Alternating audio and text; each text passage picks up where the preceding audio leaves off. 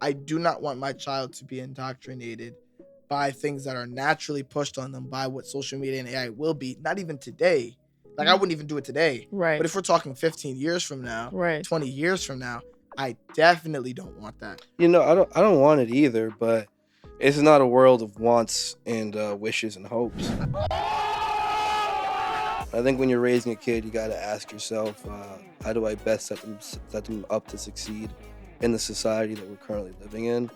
Like, not letting my kid use a phone till they're like 16 for me would be like saying you can't ride your bike out of the I didn't house. say a phone. I said No, social I'm media. not. Social media. Right. Till you're 16, it's like essentially being like you can't let you ride your bike out of the house because it's dangerous outside. But they say these tech giants are not letting their kids on social media, and they're building social media. Well, they also have the ability to do that because their kids are essentially insulated by their money and power forever, though, for as long as they live. Right. They don't have to live in this society in the same way my kids will have to live in this society. I mean, what they're doing is creating heirs. Like that's essentially what they're doing. Like if you build an empire of Facebook, of Meta, of Instagram, you're all you're creating is heirs to the throne and people who you cannot afford for these people to be like a normal person. Yeah. So when they need to understand how it acts on people. Exactly. So I think when it comes to the raise, like I would like to raise my children, is I need them to have a sense of self, a full sense of self,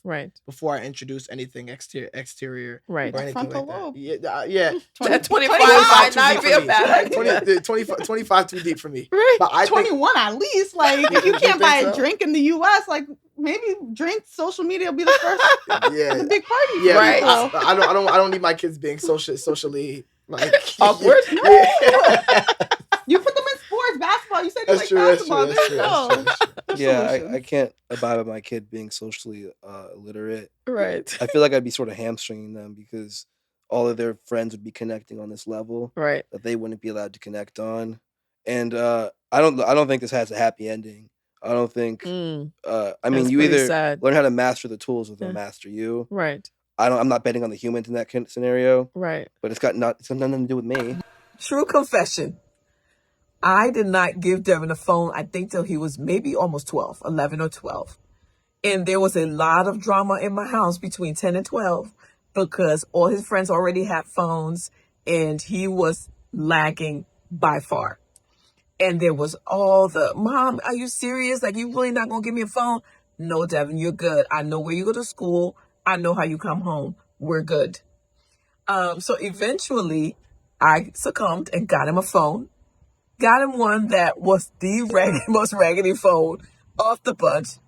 And the reason I did that was simple. Like, I really did not want to manage all of the stuff. I didn't have the bandwidth, to be honest, to manage everything that came with a high feature phone, right? Like all the stuff they were now being exposed to was like a bit much for me. And I was just like, I'm overwhelmed, even though I do technology, and I'm not prepared to have to deal with all of this with my kid.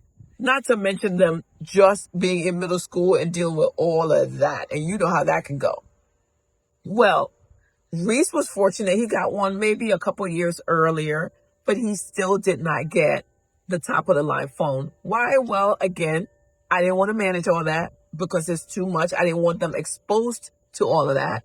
But also, I just have never wanted them to feel like they have to have the hottest phone on the block. Until today, that's still the case.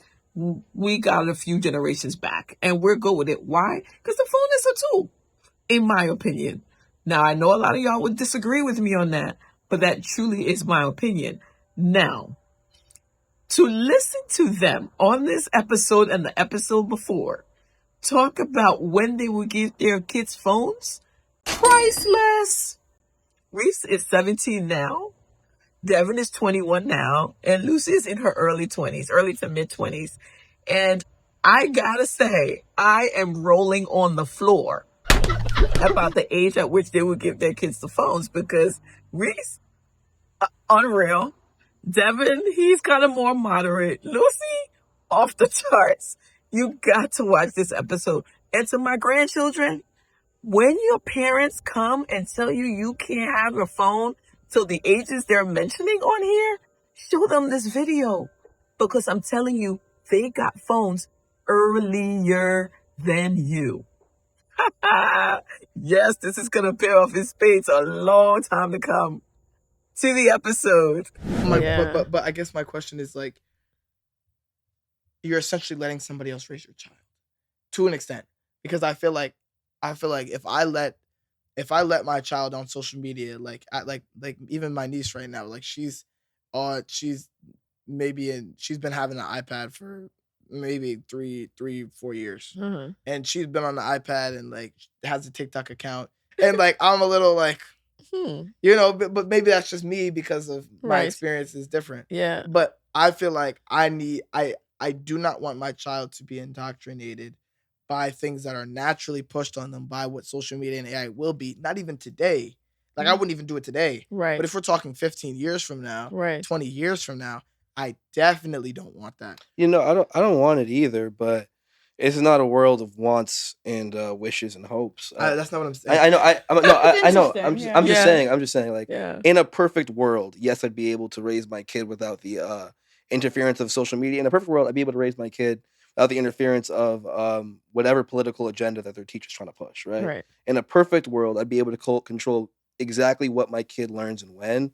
But this isn't that. And for me, it's more important for them, because at least if they see it, I feel like if you're trying to keep them off of it, they're just going to be kind of pushed towards it by their friends, and then they're hiding it from you. And then if they see weird stuff, they're not coming to you about it. I think one thing that hearing both of them say, like, it sounds like this next generation or future generations of kids who are raising or growing up on social media, their parents will be more literate about it. Yes. So I think naturally they will separate into some buckets. Yes. There'll definitely be some parents who are like, there's no boundaries, do whatever you want, and then that will have one impact on the child. Right. Versus there'll be a second group of parents who are like, point. They know that there needs to be boundaries, but it is true. Devin has a point. Like, if there's the tool in front of you, it's better for you to know how to use it with the boundaries, and then see if you could grow up hopefully more responsible. Now let me ask you this question. I think transparency is I'm gonna, you're probably gonna hurt my feelings on this, but it's okay.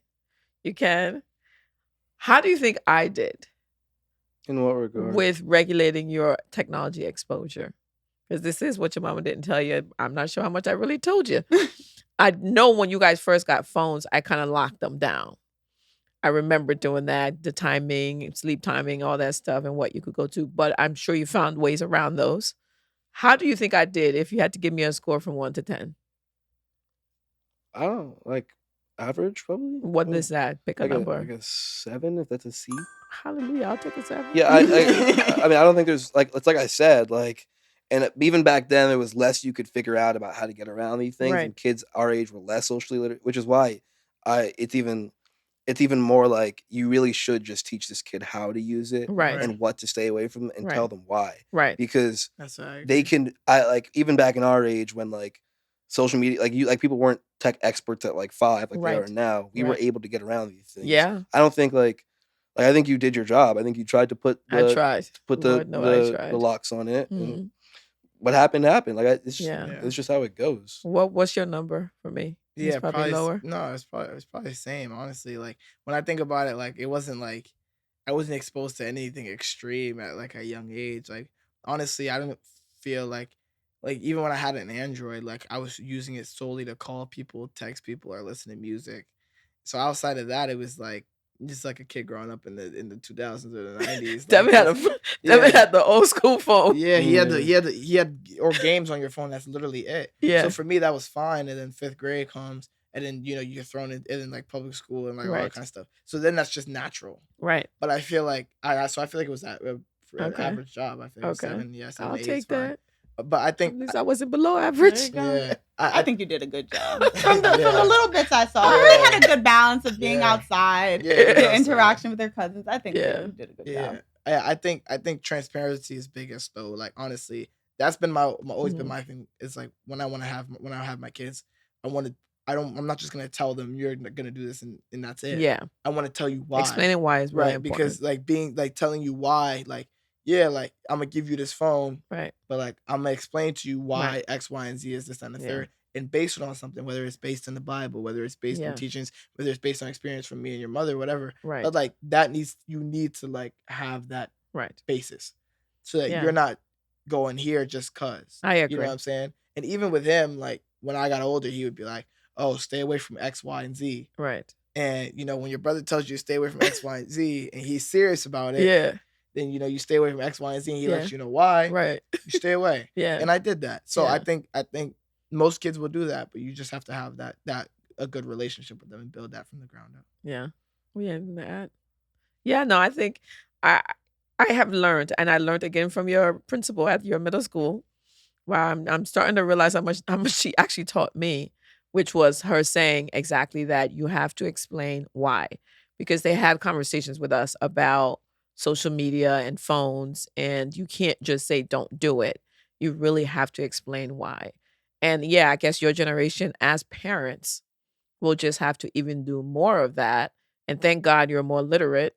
But again, you're going to have to continue to stay literate, right? Because things are still evolving. So yeah, you know stuff now, but if you're not really learning AI deeply and understanding how it's going to impact your life, and using, obviously you guys use ChatGPT and stuff like that, but understanding where it's going and how it would impact people, then you're not going to be as literate when your kids get it as a part of their lives, right? So to me, I see a big important point being, what are you learning about AI? How deeply are you choosing to go with AI? Because that's going to inform a lot of your parenting when you get there, if that makes sense, right? So everybody, it's okay. Everybody, you can pull it out. Everybody take out your phone. Take out your phone. We're going to do a little exercise. Now, where are we supposed to look to see our screen time? Oh, in your setting. Yeah, where we're all doing it together. Somebody tell me where. If you go to your settings, and I think in the search bar, you could just put screen time. Oh man. Yeah, and it will come up. Let's see how we do. Screen time, yeah. All right, so that can't be true. By week or by day? Are you looking Mine says daily average. Oh, daily average. Okay.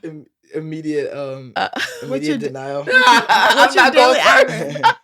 Youngest first. Yeah. Me first? Yeah. Yes. Okay. Daily average.